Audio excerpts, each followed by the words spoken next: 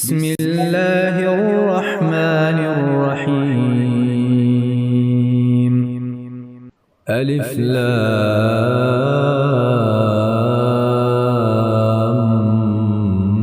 ميم.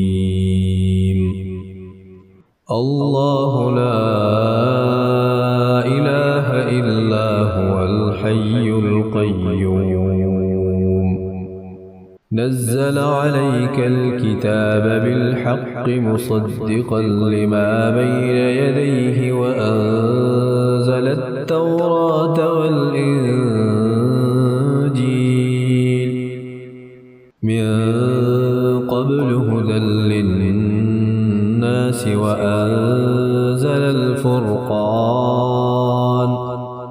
إن الذين كفروا بآيات الله لهم عذاب شديد والله عزيز ذو انتقام.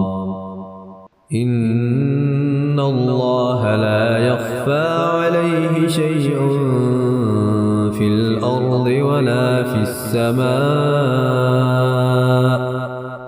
هو الذي يصوركم في الأرحام كيف يشاء. لا إله إلا هو العزيز الحكيم.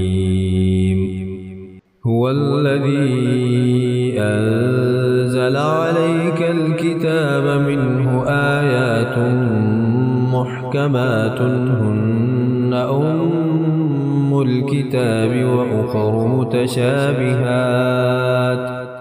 فأما الذين في قلوبهم زيغ فيتبعون ما تشابه منه ابتغاء الفتنة وابتغاء تأويله وما يعلم تأويله إلا الله. والراسخون في العلم يقولون آمنا به كل من عند ربنا وما يذكر إلا أولو الألباب. ربنا لا تزغ قلوبنا بعد إذ هديتنا وهب لنا من لدنك رحمة إنك أنت الوهاب.